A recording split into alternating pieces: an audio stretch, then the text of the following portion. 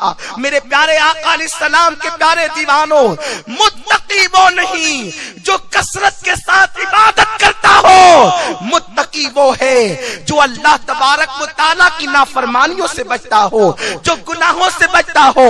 اس لیے کہ جو عبادت کرے گا ممکن ہے وہ گناہ بھی کرے، لیکن جو بندہ گناہوں سے بچتا ہی رہے اس کی زندگی میں تو عبادت ہی عبادت ہوگی، رب کی فرما برداری ہی فرما برداری ہوگی۔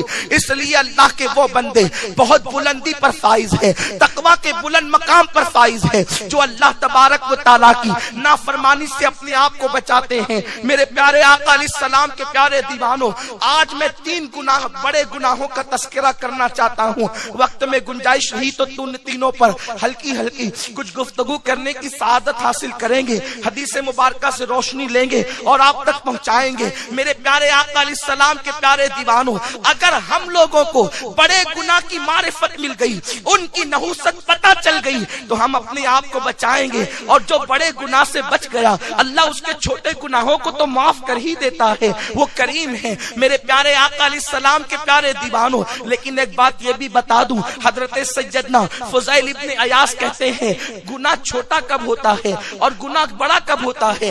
جس گناہ کو تم چھوٹا سمجھتے ہو اللہ کے نزدیک وہ بڑا ہوتا ہے، اور جس گناہ کو تم بڑا سمجھتے ہو وہ گناہ اللہ کے نزدیک چھوٹا ہوتا ہے۔ میرا اللہ فرماتا ہے حدیث قدسی میں، جب میرا بندہ گناہوں سے بچتا ہے اور میری نافرمانی سے بچتا ہے تو ہم اسے اتنی برکت عطا کرتے ہیں، وہ برکت کبھی ختم نہیں ہوتی، اور جب میرا بندہ گناہوں میں ڈوب جاتا ہے ہم اس پر ایسی لعنت کرتے ہیں کہ وہ لعنت اس پر 7 پشتوں تک برستی رہتی ہے۔ اپنے بچوں کے لیے راحت کا سامان کرنے والوں، میں کما کر جاؤں گا تو میری اولاد کے کام آئے گا۔ گناہ کرتے وقت یہ بھی سوچ لیا کرو کہ اگر لعنت پڑے گی تو 7 پشتے بھگتے گی۔ کم سے کم دوسروں کی اولاد سے پیار نہیں کرتے، اپنی اولاد سے تو پیار کرو۔ 1 2 نہیں 7 پشت۔ فرمان کس کا؟ اللہ کا۔ زبان کس کی؟ مصطفیٰ جان رحمت کی۔ میرے پیارے آقا علیہ السلام کے پیارے دیوانوں، دنیا کا کوئی انسان لعنت کر دے آپ کو برا لگتا ہے، جس پر اللہ کی لعنت برستی ہو، جس پر رب لعنت فرمائے، اور پھر لعنت صرف آپ تک محدود نہیں بلکہ 7 پشتوں تک۔ اللہ تبارک و تعالی رحم کرم فرمائے، اللہ اپنے غضب سے ہم سب کو محفوظ فرمائے۔ ہر گناہ سے بچو، ہر برائی سے بچو، اپنے دامن کو بچاؤ۔ اور یوں بھی گناہ کرنے سے نہ کسی کو عزت ملی ہے نہ مل سکتی۔ اما عائشہ صدیقہ نے ایک مرتبہ حضرت امیر معاویہ کو خط لکھا اور فرمایا کہ جو انسان گناہ کرتا ہے اللہ مومنوں کے دل سے اس کی عزت کو اٹھا لیتا ہے۔ اس دن سے ڈرو کہ مومن تم سے نفرت کرے، ایمان والے تم سے نفرت کرے، اس لیے کہ ایمان والے یوں ہی نفرت نہیں کرتے۔ تم اپنی تنہائیوں میں گناہ کرتے ہو یہ سوچ کر کے کوئی نہیں دیکھ رہا ہے، ادھر تنہائی میں گناہ کریں گے، دوست تو دیکھے گا نہیں، استاد تو دیکھے گا نہیں، پیر تو دیکھے گا نہیں، محلے والے دیکھیں گے نہیں، سب نہیں دیکھ رہے ہیں۔ جس کے قبضے میں لوگوں کا دل ہے کیا وہ خدا بھی نہیں دیکھ رہا ہے؟ جھوٹی عزت اور سستی شہرت کے پیچھے دوڑنے والوں، میرے اللہ کی خفیہ تدبیر سے بچو۔ انسان غار کے اندر گناہ کرتا ہے، اللہ اس کی نحوست کی وجہ سے مومنوں کے دل میں اس کی نفرت پیدا کرتا ہے، وہ ذلیل ہوتا ہے۔ آج ہر انسان عزت دار بننا چاہتا ہے۔ سفید کپڑے پہن کر کے اگر کسی کو عزت ملنی ہی تھی تو سفید کپڑوں کا شوروم سب سے زیادہ دنیا میں معزز ہوتا۔ قیمتی کپڑے پہن کر اگر کسی کو عزت ملتی تو قیمتی کپڑوں کی دکانیں دنیا میں معزز ہوتی۔ اگر دولت کی ریل پیل کسی کو معزز بناتی تو فرعون اور حامان کو اتنی ذلت نصیب نہ ہوتی۔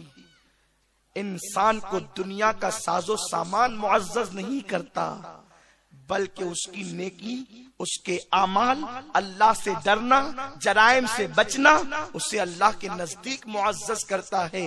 اِنَّ أَكْرَمَكُمْ عِنْدَ اللَّهِ أَتْقَاكُمْ، اللہ کے نزدیک عزت والا وہ ہے جو اللہ رب العزت سے سب سے زیادہ ڈرتا ہے۔ یہی وجہ تو ہے بلال ہے غلام، رنگ ہے کالا، دانت بڑے بڑے ہیں، لیکن عزت کا عالم یہ ہے صحابہ انہیں یا سیدنا بلال کہہ کر کے پکارتے ہیں، کعبہ ان کے پیروں کے نیچے آتا ہے۔ میرے پیارے آقا علیہ السلام کے پیارے دیوانوں، اگر کبھی اذان دینے سے روک دیا جاتا ہے تو اس دن صبح ہی نمودار نہیں ہوتی، اور پھر یہ کہا جاتا ہے جب تک بلال اذان نہ پڑھیں گے صبح نمودار نہ ہوگی، اس لیے کہ زمین والے تو بلال کی اذان کو سنتے ہیں، لیکن عرش والے بھی ان کی آواز کے مشتاق رہتے ہیں۔ یہ منزل ان کو ملتی ہے جن کے دل خشیت ربانی کا گنجینہ بن جاتے ہیں۔ میرے پیارے آقا علیہ السلام کے پیارے دیوانوں، تو یاد رکھو اس اجتماع کا پیغام یہ ہے، بڑے گناہوں سے بچیں گے، اور بڑے گناہوں کی بڑی تفصیل ہے۔ کسی نے کہا بڑے گناہ 4 ہے، کسی نے کہا 3 ہے، کسی نے کہا 7 ہے، کسی نے کہا 14 ہے، کسی نے کہا 17 ہے، کسی نے کہا 25 ہے، کسی نے کہا 70 ہے، کسی نے کہا 700 ہے، لیکن ایک قول سب سے زیادہ پسندیدہ یہ ہے جس گناہ پر اللہ ناراض ہو جائے بس وہی گناہ سب سے بڑا گناہ ہے۔ میرے پیارے آقا علیہ السلام کے پیارے دیوانوں، تو گناہ بڑے گناہوں میں بخاری شریف کی روایت میں، مسلم شریف کی روایت میں آقا بڑے گناہوں کو گناتے ہوئے کہتے ہیں اللہ کے نزدیک سب سے بڑا گناہ، ہر گناہ کی معافی ہے لیکن جس گناہ کی معافی نہیں اسے شرک کہتے ہیں، اس لیے شرک سے بچو۔ شرک کیا ہے؟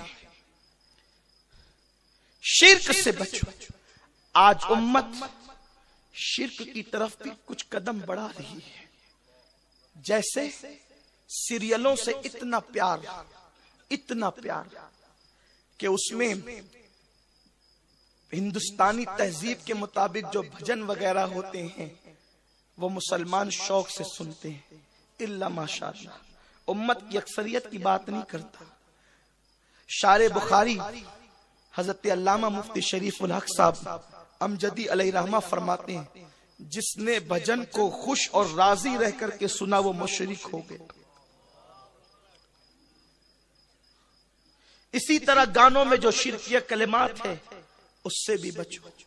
اسی طرح آج کل کے حالات یہ ہیں غیر مسلموں کے تہواروں میں شرکت کیا جاتا ہے، اور یہ کہ ایک تہذیب ہے، ایک کلچر ہے، وہ ہمارے یہاں آتے ہیں، ان کے یہاں جاتے ہیں۔ اللہ کا دین، ان الدین عند اللہ الاسلام، اللہ کے نزدیک دین صرف اسلام ہے، آدھا تیتر آدھا بٹیر نہیں چلے گا، دین پیور ہے۔ اور یہ لوگ آج کہتے ہیں قومی اتحاد، قومی یکجہتی، میں کہتا ہوں قومی یکجہتی تو پہلے سے تھی۔ ابو بکر اور ابو جہل دونوں ساتھ ساتھ رہتے تھے، عمر ابن خطاب اور ابو لہب دونوں ساتھ ساتھ رہتے تھے، پھر آخر کس نے دونوں گروپ میں حد فاصل قائم کیا اور دونوں کو الگ الگ کیا؟ اسی کو اللہ کا دین کہتے ہیں۔ جب تک دین نہ آیا تھا صدیق اور ابو جہل ساتھ ساتھ رہتے تھے، جب اللہ کا دین آیا ابو جہل جہنمی الگ ہو گیا، ابو بکر جنتی الگ ہو گئے۔ یہ دین جنتی اور جہنمیوں کو الگ الگ کرنے کے لیے آیا ہے۔ اب آپ جوڑنا چاہتے ہیں، لوگ کہتے ہیں اس وقت امت پر مصیبت ہے، جان پہ بن آئی ہے، اس لیے اتحاد اتحاد کا نعرہ لگاؤ۔ اتحاد صرف ایمان والے کا ایمان والے سے ہوگا۔ ایک مومن کا اتحاد غیر مومن سے ہو نہیں سکتا۔ ایک عاشق رسول کا اتحاد ایک گستاخ رسول سے ہو نہیں سکتا۔ یہ مصطفیٰ جان رحمت کا فرمان ہے اور یہ ایمان کی کسوٹی ہے، اور جہاں تک جان جانے کی بات ہے تو تو مومن اپنی جان سے کروڑوں درجہ اپنے ایمان سے محبت کرتا ہے. دشمن جان سے کئی بدتر ہے دشمن دین کا. دادا مرشد حضور مفتی اعظم کہتے ہیں دشمن جان سے کئی بدتر ہے دشمن دین کا. ان کے منکر سے کبھی ان کا گدا ملتا نہیں.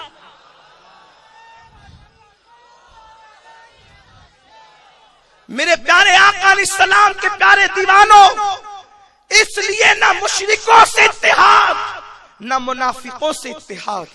یہی سنی دعوت اسلامی کا منشور ہے، یہی سنی دعوت اسلامی کا مشن ہے. الحمدللہ نہ ہم مشرکین سے اتحاد کرتے ہیں نہ منافقین سے، کیونکہ ہمارا مسلک ہے دشمن احمد پہ شدت کیجئے، ملحدوں کی کیا مروت کیجئے، غیظ میں جل جائیں بے دینوں کے دل، یا رسول اللہ کی کثرت کیجئے. شرک ٹھہرے جس میں تعظیم حبیب، اس برے مذہب پہ لعنت کیجئے. انسان کو چاہیے کہ عقل مندوں کا طریقہ یہ ہے کہ آدمی کا موقف اس سے خود پوچھا جائے، نہ کہ اپنی مرضی سے قائم کیا جائے. میرے پیارے آقا علیہ السلام کے پیارے دیوانوں تو عرض کر رہا تھا، آقا کریم نے فرمایا سب سے بڑا گناہ جو کبھی معاف نہیں ہو سکتا وہ شرک ہے. تو مشرکوں کے تہوار میں شریک ہونا، ایسے کہ وہاں ان کے بتوں کی عبادت ہو رہی ہو، اس سے خوش رہنا، یہ بھی شرک ہے. اس سے راضی رہنا، ان کے ساتھ ساتھ وہ اعمال کرنا شرک ہے. اس سے بچا جائے. حضرت مجدد الفسانی رحمت اللہ تعالی علیہ نے یہی تو جہانگیر سے کہا تھا، یہی تو اکبر سے کہا تھا، ہمارا دین سب سے جدا اور منفرد ہے. ایک طرف تو شرک سے امت کو بچنے کی تعلیم دی گئی، لیکن ایک طبقہ ایسا ہے جس کو تعویذ پہننا بھی شرک نظر آتا ہے، جس کو مزار پہ جانا بھی شرک نظر آتا ہے، جس کو میلاد النبی کا جلوس بھی شرک نظر آتا ہے، جس کو فاتحہ پڑھنا بھی شرک نظر آتا ہے، جس کو رسول اللہ کی نعت پڑھنا بھی شرک نظر آتا ہے. مجھے حیرت ہے، توحید کا نام لے کر کے گلی گلی پھرنے والوں، تمہیں کبھی توحید کا مزہ بھی ملا ہے؟ شرک کی ڈیفینیشن بھی تمہیں پتہ ہے شرک کہتے کسے ہیں؟ میں محققین کی آراء میں نہ جاتے ہوئے اور تحقیق کی تک بندیوں میں آپ کو نہ الجھاتے ہوئے بس عرف کے اعتبار سے دو جملوں میں شرک کی تعریف بتاؤں. علماء موجود ہے. شرک اسے کہتے ہیں جو چیز اللہ کے لیے خاص ہے اس کو دوسرے کے لیے جاننا، ماننا اور اس کا قائل ہونا، یہ شرک ہے. جو چیز اللہ کے لیے خاص، اللہ کے لیے جو چیز خاص وہ بندے کے لیے ماننا، غیر اللہ کے لیے ماننا شرک ہے. یہ ایک دم آسان سی تعریف. اب اگر کوئی یہ کہتا ہے سرفرا کہ مزار پہ جانا شرک ہے، تو گویا کہ وہ اللہ کی بھی مزار مانتا ہے. کیوں؟ اس لیے کہ جو چیز اللہ کے لیے خاص ہے وہ بندے کے لیے ماننا شرک. تو بندے کو آپ نے موت کا مزہ چکھنے کے بعد قبر میں داخل کیا، قبر میں لٹایا آرام کے لیے، اور پھر آپ اس کے مزار پر یہ سوچ کر گئے کہ یہ دنیا سے کوچ کر گیا، موت کا مزہ چکھ کر کے گیا. تو قبر پر آپ گئے، اگر اس کو شرک کہتے ہیں تو پھر گویا کہ در پردہ آپ یہ کہتے ہیں کہ اللہ کی بھی کوئی مزار ہے اور وہ اللہ کے لیے خاص ہے. اب آپ نے کسی اور کی مزار بنا لی، یہ شرک ہو گیا. نادان، میرا اللہ مزار سے پاک ہے، وہ موت سے پاک ہے، وہ حی جو قیوم ہے، اس کو کبھی موت نہیں آنے والی. وہ زندگی بھی دیتا ہے، موت بھی دیتا ہے. اس کی زندگی دینے کی شان یہ ہے وہ چاہے تو مردہ انڈے سے زندہ مرغی کو پیدا کرتا ہے. یہ اللہ کی شان ہے. تو مزارات پہ جانا شرک کیسے ہو گیا؟ ہاں، بت خانوں میں جانا شرک ہوگا، اس لیے کہ بتوں کی عبادت کی جاتی ہے اور ہم مزاروں کی عبادت نہیں کرتے. اگر ہم مزاروں کی عبادت کرتے تو ہمارے محلوں میں مسجدیں نہیں ہوتی، ہم مٹی کی قبریں یوں ہی بناتے رہتے اور معاذ اللہ پوجتے رہتے. لیکن اللہ کے سوا کسی کی عبادت کرنا ہمارے یہاں جائز نہیں ہے. خدا کی قسم، پوری کائنات میں اگر سب سے زیادہ ہم کسی کو پیار کرتے ہیں، عشق کرتے ہیں، تو وہ مصطفیٰ جان رحمت ہے۔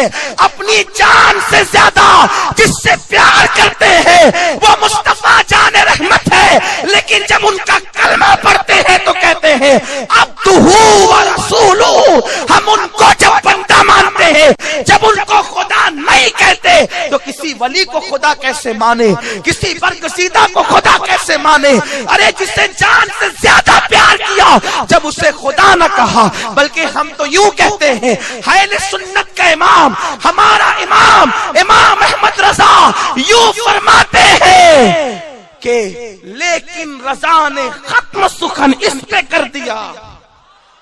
مصطفیٰ کی ثنا ختم یہاں ہوتی ہے، لیکن رضا نے ختم سخن اس پہ کر دیا۔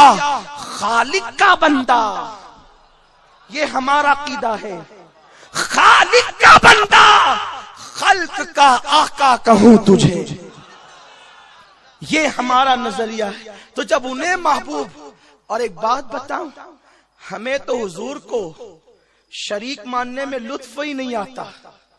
کیوں؟ ہم اپنے نبی کا یا اپنا نقصان کریں شریک مان کر؟ اپنا نقصان تو یہ کہ مشرک ہو گئے، اور نبی کا نقصان یہ کہ میرا تیرا ہو گیا، دونوں کو جدا کر دیا۔ جو شریک ہوتا ہے وہ جدا ہوتا ہے، جو پارٹنر ہوتا ہے وہ جدا ہوتا ہے۔ ہم نبی کو پارٹنر اور شریک نہیں مانتے، ہم حبیب مانتے ہیں۔ شریک ماننے میں کوئی فائدہ بھی نہیں، نہ اپنا نہ نبی کا۔ نبی کے لیے یہ کہ خدا سے جدا کر دیا، اور اللہ کا فرمان حبیب۔ یہ یہود و نصارہ تو یہ چاہتے ہیں کہ اللہ کو اس کے رسولوں سے جدا کر دے، یہ تو مومنوں کا طریقہ بھی نہیں۔ تو ہم حبیب مانتے، شریک نہیں، کیونکہ شریک میں چار چار آنے کا، ایک ایک آنے کا حساب ہوتا ہے، یہ تیرا یہ میرا، اور اس پہ جھگڑے بھی ہوتے ہیں، پھر اس پر قتل بھی ہوتے ہیں، پھر اس پر لڑائیاں بھی ہوتی ہے۔ اس لیے ہم شریک نہیں مانتے، ہم حبیب مانتے ہیں۔ شریک مانے نقصان، چاند میں نے بنایا تو نے توڑا کیوں؟ سورج میں نے ڈبایا تو نے نکالا کیوں؟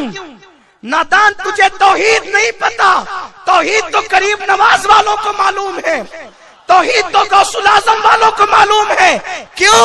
کیونکہ جن کے مذہب 1857 کے بعد انگریزوں کی میز پر بنے، وہ کیا توحید جانے؟ توحید تو وہ جانتے ہیں جن کا مسلک 1450 سال پرانا ہے۔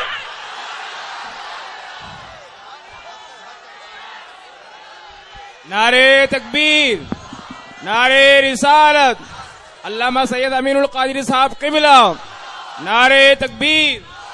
شریک ماننے میں کوئی فائدہ نہیں، اس لیے شریک مانتے نہیں، ہم تو حبیب مانتے ہیں۔ حبیب میں میرا تیرا نہیں ہوتا، جو چار آنے کے لیے حساب میں پارٹنر سے لڑ کے آیا ہے، جب گھر آ کے محبوب کو دیکھتا ہے تو خزانوں کی کنجیاں محبوب کے قدموں میں رکھ کے کہتا ہے وہاں پارٹنر سے چار آنے پہ لڑ کے آیا ہوں، لیکن او میری جان یہ سب تو تیرا ہے، تو چاہے رکھ دے یا لٹا دے، بلا تشبیہ بلا تمثیل۔ ہم شریک نہیں مانتے کہ لڑائی کا شائبہ رہے، میرا تیرا رہے، ہم تو حبیب مانتے ہیں۔ قدرت یوں کہے جان میں نے بنایا، ٹکڑے تو کرے گا، تاکہ دنیا کو پتا چلے گا جب محبوب کا یہ عالم ہے تو خدا کا عالم کیا ہوگا۔ نعرے تکبیر، نعرے رسالت، علماء اہل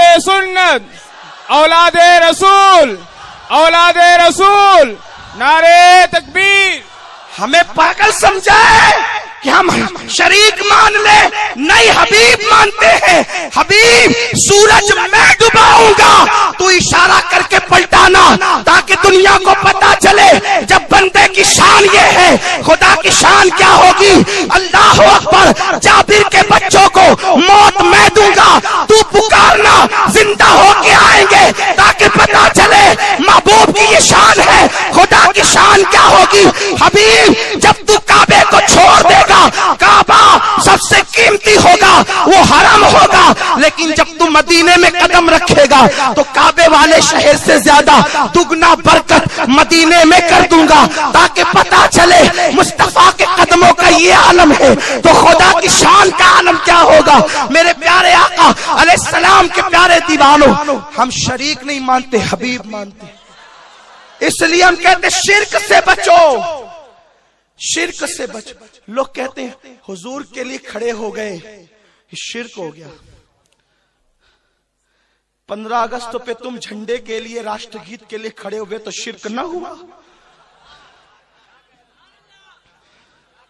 اسی لیے کہتے ہیں انگریزوں کی میز پر بنے ہوئے مسلک کو قبول کرنے میں بڑا نقصان ہے۔ انگریزوں کی میز پر بنے ہوئے مسلک کو قبول نہ کرو، ورنہ ہند میں وہابیت، دیوبندیت، قادیانیت، چکرالیت، یہ سب کے سب 1857 کے بعد ہے، اپنا وجود نہیں بتا سکتے۔ ہاں ہند میں اگر آپ کو ملے گا تو مصطفیٰ جان رحمت کا غلام ملے گا۔ ہند غریب نواز آئے نا، غریب نواز آئے، داتا صاحب کی مزار پہ فاتحہ پڑھ کے چلا کر کے آئے، یوں بھی آ سکتے تھے۔ غوث پاک کے مزار پہ گئے تو آواز آئی، معین الدین ہند میں اللہ کا شعر رہتا ہے، وہ پورا اکھنڈ بھارت ہے نا، لاہور بھی ہند کا شہر تھا پہلے، ابھی ظالموں نے جدا کر دیا۔ لوگوں کو جدائی سے بہت پیار ہے، لیکن ہمیں جدائی سے نہیں، ہم تو خواجہ کا پورا ہندوستان مانتے۔ اکھنڈ بھارت، خواجہ ہند کے راجا ہے اور اکھنڈ بھارت کے راجا ہے، اور ان کو راجا میرے غوث نے بنایا ہے، مدینے والے مصطفیٰ نے بھیجا ہے۔ اور جب میرے آقا غریب نواز آئے تھے نا تو پرتھوی راج اکھنڈ بھارت کا سمراٹ تھا، اسے جو قتل کروایا اس کے بعد کوئی غیر مسلم ہند کا سمراٹ نہ بن سکا۔ کیوں؟ اس لیے کہ ایک ملک میں 2 سمراٹ نہیں ہو سکتے۔ خواجہ کی آمد سے پہلے سمراٹ تھا، خواجہ کی آمد کے بعد کوئی سمراٹ آج تک نہیں بن سکا، کیونکہ ایک ملک میں 2 سمراٹ نہیں ہو سکتے۔ جب نبی کا بنایا ہوا سمراٹ موجود ہے تو اوٹوں پہ بنائے ہوئے سمراٹ کی حیثیت کیا ہے؟ اللہ اکبر! جو اوٹوں پر بنتے ہیں 5 سال کے بعد اٹھا کر پھینک دیے جاتے ہیں، جو مدینے والے کے اشارے پہ بنتے ہیں قیامت تک کے لیے کوئی اقتدار کی کرسی سے ہٹا نہیں سکتا۔ حکومت وقت یاد رکھے، یہاں تو کل دوسرا رہے گا، زمین ہندوستان کا راجا ہمارا خواجہ سدا رہے گا۔ نعرے تکبیر، نعرے رسالت، خواجہ کا ہندوستان۔ بغداد میں غوث الاعظم کی مزار پہ غوث پاک کہتے ہیں ہندوستان میں اللہ کا شعر ہے، پہلے وہاں جانا پھر اجمیر جانا۔ غریب نواز وہاں آئے، پہلے مزار پہ حاضری دی، پھر 90 لاکھ کو کلمہ پڑھایا اور بتا دیا جو 90 لاکھ مشرکوں کو مسلمان بناتا ہے وہ معین الدین بھی مزار پہ جاتا ہے۔ اگر مزار پہ جانا شرک ہوتا تو توحید کا اجالا لانے والا معین الدین کبھی مزار پر نہ جاتا۔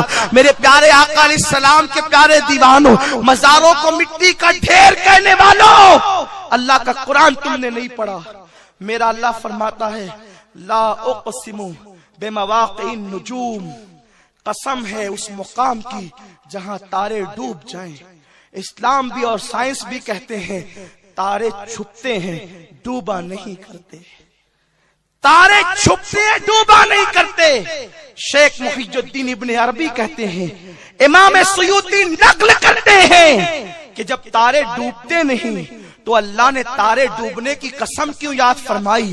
تو کہا تارے سے مراد یہاں اللہ کا ولی ہے اور ڈوبنے سے مراد ان کا مزار ہے۔ اللہ نے مزار اولیاء کی قسم قرآن میں یاد فرمائی۔ آپ غور کریں، جیسے تم مٹی کا ڈھیر کہتے ہو، خدا ان کی قسمیں یاد کرتا ہے۔ شرک سے بچو، شرک سے بچو، شرک سے محفوظ رہو۔ اللہ شرک کو پسند نہیں کرتا اور مشرک ہمیشہ جہنم میں رہے گا۔ یہی اتنا طویل عنوان ہے کہ اسی پر گھنٹوں گفتگو اہل علم کر سکتے ہیں۔ میں چھوٹا سا طالب علم ہوں اور اپنے امیر سے جو سیکھتا ہوں وہی آپ کے سامنے پیش کر دیتا ہوں۔ اپنی حیثیت بس اتنی ہی ہے کہ اپنے بڑوں سے سننا اور آپ تک پہنچا دینا، ورنہ نہ خطابت کے ڈھنگ آتے ہیں، نہ تقریر کے ہنر آتے ہیں۔ غوث پاک کی گدائی کرتے ہیں، جو زبان پر جملے آتے ہیں آپ تک اس امید پر پہنچاتے ہیں کہ اللہ قبول فرمائے، آپ کی ہماری اصلاح فرمائے. تو شرک سے بچو، شرک سے بچو، اللہ معاف نہیں کرتا. دوسری چیز گناہ کبیرہ میں آقا فرماتے ہیں ماں باپ کی نافرمانی گناہ کبیرہ ہے. آقا کریم فرماتے ہیں جس نے ماں باپ کی بے ادبی کی مرنے سے پہلے پہلے ضرور ذلیل ہوگا، اس کے بعد مرے گا. آقا کریم صلی اللہ علیہ وسلم فرماتے ہیں اگر تم چاہتے ہو کہ اللہ تمہیں روزی کی تنگ دستی سے بچائے، ہر نماز کے بعد ماں باپ کے لیے مغفرت کی دعا کرو. جو لوگ ہر نماز کے بعد اپنے ماں باپ کے لیے مغفرت کی دعا کرتے ہیں اللہ انہیں کبھی تنگ دستی کا شکار نہیں کرتا، انہیں مصیبتوں کا شکار نہیں کرتا. میرے پیارے آقا علیہ السلام کے پیارے دیوانوں، آج کیفیت کیا ہے، آج حالات کیا ہیں؟ میرے پیارے آقا علیہ السلام کے پیارے دیوانوں، آپ نے ابھی ایک چٹھی آئی تھی، علامہ ازہری ارشاد ازہری صاحب یہاں موجود ہے، انہوں نے فرمایا تھا حکم کہ اس پر کچھ گفتگو کرنا. حالانکہ وہ میرے عنوان کا ایک حصہ بھی ہے اور ان کا حکم جو ہے وہ میرے لیے سعادت کی بات ہے. عرض کرتا ہوں آج ماں باپ کو لوگوں نے گھر کا کچرا سمجھ رکھا ہے، ماں باپ کی رضا اور ناراضگی کی کوئی فکر نہیں. اگر ماں باپ سمجھائیں تو ماں باپ کے حوالے سے الگ الگ باتیں کہی جاتی ہے، ماں باپ سے کوئی پیار نہیں. میرے آقا علیہ السلام نے قیامت کی نشانیوں میں ایک نشانی یہ فرمائی تھی کہ لوگ اپنے دوستوں سے زیادہ اپنے باپ کو اہمیت نہیں دیں گے. آج نہیں دیکھتے، اگر پکنک پر جائیں ہزاروں روپے دوستوں کی محفلوں میں اڑائے جاتے ہیں. بوڑھا باپ اگر دوا کے لیے مانگے تو کہتا ہے کہ اتنے پیسے تمہیں بڑھاپے میں کیسے لگتے ہیں، تم پہ خرچ کرتے کرتے میں تنگ آ چکا ہوں، کب تک کہ میں تم پہ خرچ کروں گا، اپنے مستقبل کا کب دیکھوں گا. نادان، یہ دولت تو ختم ہونے والی ہے، سب سے قیمتی سرمایہ تیرے والدین کی دعا ہے. میرے رسول نے فرمایا کہ ماں باپ کی دعا ایسی، باپ کی دعا ایسی ہے جیسے نبی کی دعا. اللہ نبی کی دعا رد نہیں کرتا اور باپ کی دعا اس کے اولاد کے حق میں رد نہیں کرتا.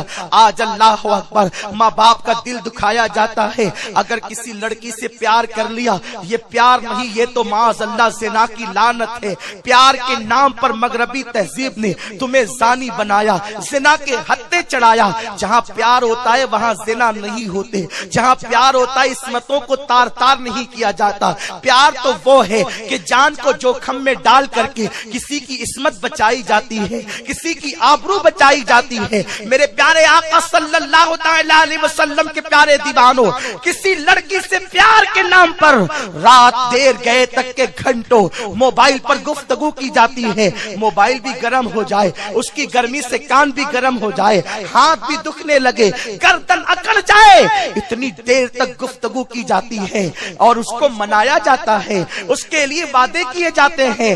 بوڑھی ماں رات دیر گئے تک انتظار میں ہوتی ہے، میرا بیٹا گھر آئے گا تو میری خیریت پوچھ لے گا، لیکن بیٹے کو ماں کی خیریت پوچھنے کا وقت نہیں. اے دیوان کان عشق رسول، میں تم سے پوچھنا چاہتا ہوں، اللہ اکبر، ایک لڑکی کے حوالے سے تم نے ماں باپ کو فراموش کر دیا. سنو، جو بندہ ماں باپ کا وفادار نہیں ہو سکتا وہ دنیا میں کبھی کسی کے ساتھ وفا نہیں کر سکتا. اور جس لڑکی کے لیے تم بلند بانگ دعوے کر رہے ہو، کبھی یہ کہا جاتا ہے آسمان کے تارے تمہارے قدموں میں بچھائے جائیں گے، تمہارے لیے تو کوئی الگ دنیا بسائی جائے گی. ہنسنے مسکرانے کی بات نہیں. ظالمو، تم نے اللہ رب العزت کے دین کو اپنی پیٹھ کے پیچھے ڈالا. اللہ اکبر، میرے پیارے آقا علیہ السلام کے پیارے دیوانوں، ایک وہ لڑکی جو اپنے حسن کا مس یوز کرتے ہوئے اپنے ماں باپ کو دھوکہ دے رہی ہے، جب تمہارے ملنے پر وہ اپنے ماں باپ کے ساتھ بے وفائی کر سکتی ہے، اگر کوئی تم سے اچھا ملے گا وہ ضرور تمہارے ساتھ بھی بے وفائی کرے گی. ایک بے وفا ماں باپ کی لڑکی کے لیے تم نے اپنے ماں باپ کو فراموش کر دیا. سن لو، اپنی پسند کی شادی تم انٹرنیٹ پر بیٹھ کر طے کر رہے ہو، تم موبائل پر طے کر رہے ہو کسی کے ظاہری حسن کو دیکھ کر طے کر رہے ہو. حسن سفید چمڑی نہیں ہے, سفید چمڑی کو حسن نہیں کہتے, دل میں خشیت ربانی کو حسن کہتے ہیں, عشق مصطفیٰ کو حسن کہتے ہیں, تقویٰ کو حسن کہتے ہیں. سفید چمڑی چند سالوں کے بعد کالی پڑ سکتی ہے, جس دل میں خدا کی خشیت ہو وہ دل کبھی ناکام نہیں ہو سکتا. اس لیے کسی بے وفا لڑکی کے لیے اپنے ماں باپ کو دھوکہ مت دو. ماں باپ خوش ہے یا نہیں, ماں باپ راضی ہے یا نہیں, ماں باپ کی خوشی کا کوئی خیال نہیں کیا جاتا. اپنے طور پر شادی, کورٹ میں جا کر شادی, بھاگ کر جا کر شادی, یہ نحوستیں بڑھتی جا رہی ہے, یہ لعنتیں بڑھتی جا رہی ہے. سن لو, ماں باپ کو چھوڑ کر تمہیں خدا نہیں مل سکتا. تم خوشیاں ڈھونڈنے چلے ہو, تم خوشیوں کو تلاش کر رہے ہو. ماں باپ کیا ہے جن کی دعا سے خدا مل جاتا ہے, یہ معمولی خوشی ہے. اور سوچو تو صحیح, جس ماں نے اپنا خون جگر دودھ کی شکل میں تمہیں پلایا, جو ماں جب تم سردیوں میں پیشاب کر دیتے تھے ماں کے کپڑوں پر, وہ گیلے کپڑوں میں پوری رات گزارتی تھی, لیکن کبھی تم کو اوف تک نہیں کہتی تھی. آج جوانی کی دہلیز پر پہنچ کر ماں کا احسان بھول گئے, باپ کا احسان فراموش کر دیا. دنیا کے اندر ماں سے زیادہ کوئی تمہیں پیار نہیں دے سکتا. اگر کتنا بھی سچا آدمی یہ کہے کہ میں تیری ماں سے زیادہ تجھے پیار کرتا ہوں, وہ جھوٹ بول رہا ہے. اس لیے کہ ماں سے بڑھ کر کوئی پیار نہیں دے سکتا.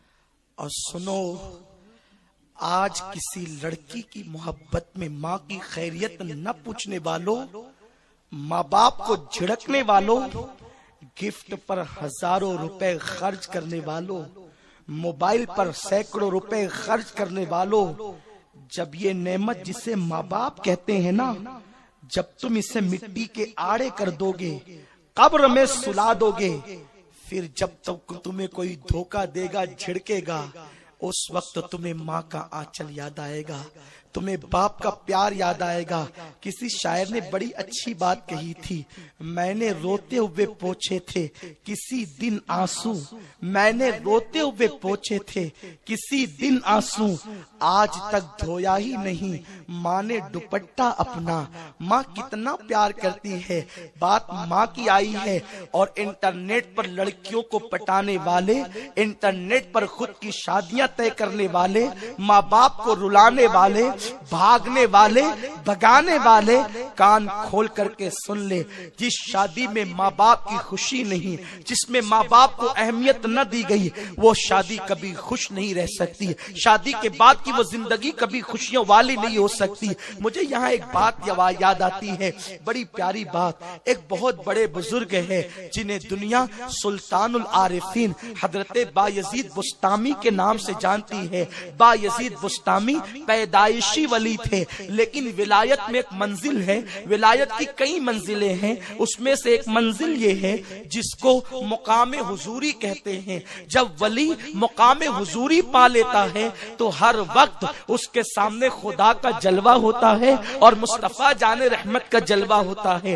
ہر لمحہ وہ دیدار یار کی لذت سے مسرور ہوتا رہتا ہے. اللہ اکبر. بایزید بسطامی اسی مقام حضوری کو پانا چاہتے تھے. ایک دن ماں کے پاس آئے, کہا اماں جان مجھے مقام حضوری چاہیے, لیکن دن میں کماتا ہوں, پھر تمہاری خدمت کرتا ہوں, ضروریات کے لیے کوشاں رہتا ہوں اور عبادت نہیں کر پاتا. ماں اگر اجازت دے میں جنگلوں میں چلا جاؤں اور وہاں جا کر اللہ کی عبادت کروں تو جلد سے جلد مقام حضوری میں پالوں گا. ماں ہوتی ہے. ماں نے کہا ٹھیک ہے بیٹا چلا جا, کوئی بات نہیں, جا اجازت دیتی ہوں. بایزید بسطامی گھر سے نکلے اور تقریباً 40 سال تک کے غار میں جنگلوں میں اللہ کی عبادت کی. کس طرح کہ سحری کرتے تو درخت کی پتیوں پر, پانی سے افطار, کبھی پتیوں پہ افطار اور سحری پانی سے، بس یہی، کبھی اناج کی شکل بھی نہیں دیکھی۔ 40 سال گزر گئے، بال بھی نہیں کٹائے، بال لمبے لمبے ہو گئے، داڑھی بڑھ گئی، ایک جبہ پہن کر نکلے تھے اس کے چتڑے اڑ گئے۔ 40 سال کبھی اس گار سے اس گار، اس گار سے اس گار، اس جنگل سے اس جنگل۔ ایک دن جنگل تبدیل کر رہے تھے، سامنے بستی نظر آئی، رات کا وقت تھا۔ بایزید نے سوچا یہ بستی تو جانی پہچانی سی ہے، دل میں خیال آیا بایزید یہی تو بستام ہے، یہی تو تیرا وطن ہے، یہی تو تیرا شہر ہے۔ جب بستی کو پہچان لیا کہ بستام میں آ گیا تو اماں کی یاد آئی، کہ اسی بستی میں تو میری ماں بھی رہتی ہے، 40 سال ہو گئے ماں کو چھوڑ کر گیا تھا، اب میں جوانی سے بوڑھا ہو گیا، میری ماں ہے بھی یا انتقال کر گئی۔ ماں کی یاد آئی تو بستی کے اندر گئے، پہچان سے آگے بڑھے، دل میں خیال تھا اگر انتقال ہو گیا ہوگا تو قبر پر جائیں گے، زندہ ہوگی تو ملاقات کریں گے۔ جب اپنے محلے میں پہنچے تو گھر صحیح سلامت تھا، دل کو قرار آیا اماں تو زندہ ہے، اگر زندہ نہیں ہوتی تو گھر اجڑ گیا ہوتا۔ اس کے بعد سوچا رات کافی طویل، رات کافی گزر چکی ہے اور اندھیری رات ہے، ہو سکتا ہے ماں تھک ہار کر سوئی ہوگی، اٹھاؤں گا تو بے ادبی ہوگی۔ گھر کے جو ہے وہ چوکھٹ پر بیٹھ گئے، دل میں خیال آیا بایزید اگر تیری ماں اتنے بڑھاپے میں تجھے نہیں پہچانے گی، 40 سال کے بعد جو تو آیا ہے اگر نہیں پہچانے گی تو تو دلیل کیا دے گا کہ تو اسی ماں کا بیٹا ہے؟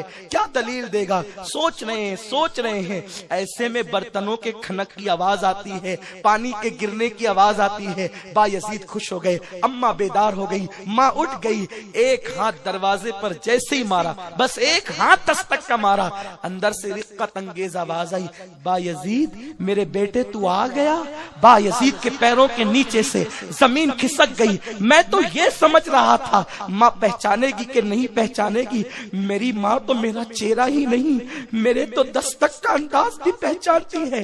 40 سال کے بعد بوڑھی ماں میرا انداز دستک بھی فراموش نہ کی تو مجھے کیسے فراموش کرے گی؟ بایزید کی آنکھوں میں آنسو تھے، پیروں کے نیچے سے زمین کھسک گئی تھی۔ دروازہ کھلا، بوڑھی ماں نے بایزید کو دیکھا، بایزید میرے بیٹے تو آ گیا، میرے بیٹے تو آ گیا۔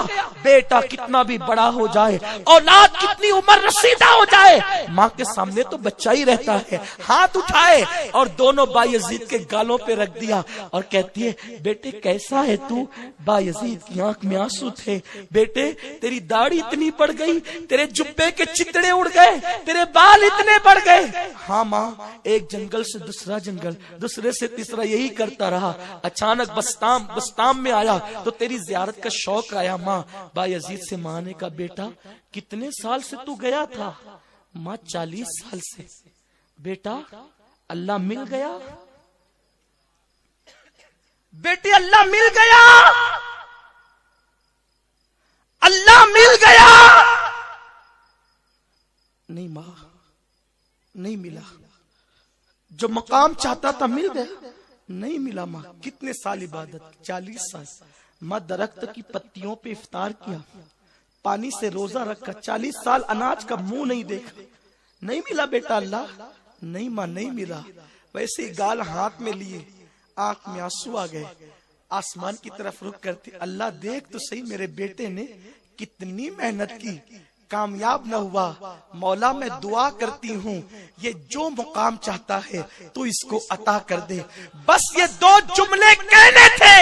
بایزید بستامی کہتے ہیں پردے ہٹ گئے، مقام حضوری مل گیا۔ بایزید ماں کے قدموں پہ گر کے کہتے ہیں ارے میں نادان تھا جو گاروں میں اللہ کو ڈھونڈ رہا تھا، مجھے کیا پتا خدا تو یہاں موجود ہے، خدا تو یہاں ہے۔ 40 سال کی جنگلوں بیابان کی عبادتوں نے جس مقام پر نہیں پہنچایا، ماں کے 2 جملوں نے اس منزل پر پہنچا دیا۔ پھر بایزید نے ایک مقام پر کہا اگر 1 سیکنڈ کے لیے اللہ کا جلوہ میری نظروں سے اوجھل ہو جائے تو اس وقت میں اپنے آپ کو مسلمان تصور نہیں کروں گا۔ یہ جو بات کہی ہے نا، یہ ماں کی دعا کی بات کہی ہے۔ نادانوں، میری قوم کے جوانوں، جوانی جذباتی ہوتی ہے، जज्बात के रौ में इतना मत बह जाओ कि तुम्हें अपने नफा और नुकसान में फर्क न हो। जज्बात के रौ में इतना न बह जाओ कि किसी के हसीन रुखसार तुम्हें तुम्हारे माँ बाप का बेवफा बना दे, किसी के जुल्फों के पेचो खम तुम्हें अपने माँ बाप का गद्दार बना दे। सुन लो, माँ बाप तो वो हैं जिनके बगैर खुदा नहीं मिलता। खुशियां मिल जाएगी, घर बसा लोगे, अपना घर तो बसाओगे लेकिन सुना सुना होगा, खुशियां नहीं होगी। दुनिया का मालदार तरीन इंसान वो है जिसके दामन में माँ बाप की दुआ मौजूद है।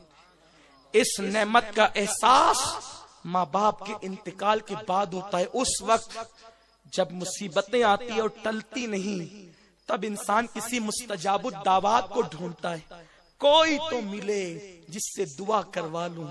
लेकिन सुन लो, नबी के बाद सबसे ज्यादा गारंटेड दुआ अगर किसी की है वो माँ बाप की। कोई किसी के लिए कितनी दुआ करे, अल्लाह चाहे कबूल करे चाहे रद्द कर दे, लेकिन माँ बाप की दुआ ऐसी है, माँ बाप दुआ करे अल्लाह कबूल ही करता है। इसलिए मेरे भाइयों, मोबाइल पर लड़कियों से गुफ्तगू न करो। इस्लाम ने शादी से पहले किसी लड़की के साथ दोस्ती की इजाजत दी ही नहीं है। बस शादी से पहले किसी लड़की से अपने 3 रिश्ते हो सकते हैं। उम्र में बड़ी है वो हमारी माँ की तरह है, उम्र में बराबर है बहन की तरह है, उम्र में छोटी है बेटी की तरह है, चौथा कोई रिश्ता नहीं है। और एक बात आपसे अर्ज करूं, मैंने जो अभी हदीस पढ़ी ना, अलबिर ला यबला वज़्ज़म्ब ला युनसा वद्दय्यान ला यमूत इअमल मा शि'ता कमा तदीनु तुदान। नेकी कभी पुरानी नहीं हो सकती, गुनाह कभी भुलाया नहीं जा सकता, और जो सिला देने वाला रब है उसे कभी मौत नहीं आ सकती। हर एक के लिए वही है जो उसने किया। जैसा करोगे वैसा पाओगे, तुम जैसा करोगे तुम्हें सिला वैसे ही मिलेगा। इस सिलसिले में मुझे एक बात याद आ रही है, किसी की बहन के गले में हाथ डालने से पहले बड़ी माजरत के साथ मैं चाहता हूं कि गुफ्तगू हो तो फिर खुल करके हो, इसलिए कि हमें आपका खौफ नहीं अल्लाह का खौफ है। जो मर्ज है उस पर खुल के तफसीरा होना चाहिए। किसी की बहन के गले में हाथ डालने से पहले अपनी बहन को भी याद कर लेना, तुम जैसा करोगे तुम्हारे साथ वैसा ही किया जाए। किसी की बहन के साथ जिना करने से पहले अपनी बहन की आबरू को भी याद कर लेना। हमारे पड़ोस के मुल्क की दास्तान है, एक मुफक्किर ने हुस्न की तबाकारियों पर एक किताब लिखी। वो लिखता है कि कॉलेज की चंद लड़कियां रोजाना के मामूल के मुताबिक हंसती खिलखिलाती और जो है बड़े मसरूर अंदाज में अपने घरों की तरफ लौट रही थी। ऐसे में कॉलेज के कुछ लड़के रोजाना के मामूल के मुताबिक बाइक उन लड़कियों के पीछे उन्हें छेड़ने लगे। बच्चियां कुछ जवाब देती है, कुछ सर झुकाकर बुर्कापोश है आगे बढ़ जाती है। ऐसे में बच्चियों की बस स्टॉप आ जाता है, उनका बच्चियों का बस स्टॉप आ गया। बच्चियां बस के लिए रुक गई। लड़कों ने देखा कि बस भरी हुई थी, बच्चियां चढ़ गई ऊपर। इन्होंने अपनी बाइक वहां लगाई और ये भी बसों में चढ़ गए। और भीड़ का नाजायज फायदा उठाते हुए उन लोगों ने भीड़ के अंदर जो स्कूल कॉलेज की लड़कियां खड़ी थी उनको उनके साथ बदतमीजी करनी शुरू की। मेरी ज़बान हया खामोश है कि उन्होंने बदतमीजी की कैसे, लेकिन यहाँ हर आदमी दानिश्वर और अक्लमंद है। बदतमीजी किसे कहते हैं आप जानते हैं। उन्होंने उनके जिस्म को अपने हाथ लगाए और उन्होंने बड़ी गंदगी की। बच्चियां भीड़ में दबती करती तो क्या करती, کچھ خوش تھی کچھ ناخوش تھی، بہرحال اسٹاپ آتے رہے، لوگ اترتے رہے، ایک مقام پر بس خالی ہونے لگی تو یہ لوگ اتر کر کے بھاگے، لڑکیاں آگے بڑھی اور اپنے اپنے گھروں کو پہنچی۔ ایک لڑکا اس میں ایک بڑے خوشحال گھرانے کا مالدار باپ کا بیٹا تھا، وہ اپنی بائک پر، خوبصورت اور قیمتی بائک پر بہت خوشی خوشی جو ہے وہ لوٹ رہا تھا گھر پہ۔ آج تو مزہ آ گیا، دل کی جو تمنا تھی نکل گئی، نفس کی خواہش پوری ہو گئی، جو چاہا کیا، بس کی بھیڑ کا ناجائز خوب فائدہ اٹھایا۔ یہ دل ہمیشہ یاد رہے گا، یہ دل میں کہتا ہوا سوچتا ہوا، جیسے گھر کے آنگن میں بائک لگانے لگا تو گھر میں کسی کی سسکیوں کی آواز آئی۔ اس نے سوچا میرے گھر میں کون رو رہا ہے، جلدی سے بائک کھڑی کی، اندر دوڑتے گیا تو خوبصورت ایک لوتی بہن ماں باپ کے درمیان بیٹھ کر ہچکیاں لے کر سسکیاں لے کر رو رہی تھی۔ بھائی نے جذبات کے ملی جلی کیفیت میں کہا اسے کیا ہو گیا ہے؟ فوری طور پر وہ لڑکی کھڑی ہوئی، ماں باپ کو ہی جواب دیتے اس نے بھائی کی طرف انگلیاں کرتے ہوئے کہا اللہ تجھ جیسا ظالم بھائی کسی بہن کو نہ دے۔ جیسے یہ جملے اس نے سنے تو اس کو تکلیف ہوئی، کیوں؟ تو یہ دعا کرتی تھی اللہ مجھ جیسا بھائی سب کو دے، آج یہ کیوں کہتی ہے تجھ جیسا بھائی اللہ کسی کو نہ دے؟ تو اس نے کہا آج تو بس میں لڑکیوں کو چھیڑنے نہیں چلا تھا۔ اس نے کہا او گھر تک کی کمپلین پہنچ گئی، اس لیے میری بہن غصے سے رو رہی ہے۔ لیکن اس کے بعد جیسے ہی اس نے دوسرا جملہ کہا تو اسے بڑی تعجب ہوا، کہا کہ تم لڑکیوں کے جسم پہ ہاتھ مل رہے تھے نا، تو ظالم جس لڑکی پر تو ہاتھ مل رہا تھا وہ کوئی اجنبی نہیں تھی بلکہ میں تھی۔ تو نے جو ہے بھیڑ کے اندر تو نے پہچانا نہیں، اور جتنی بدتمیزیاں تو نے کی تو نے اپنی بہن کے ساتھ کی ہے۔ اس وقت اسے احساس ہوا کاش کہ آج میں زندہ نہیں رہتا، میں مر جاتا تو بہت اچھا ہوتا۔ یہ کیفیت تم تک بھی آ سکتی ہے، یہ حالات تمہارے ساتھ بھی پیش آ سکتے ہیں۔ اللہ کی خفیہ تدبیر سے بچو، اللہ کی خفیہ تدبیر سے ڈرو۔ سنو پسند کی شادیوں میں کوئی برکت نہیں ہے۔ لیجئے حضور قبلہ امیر سنی دعوت اسلامی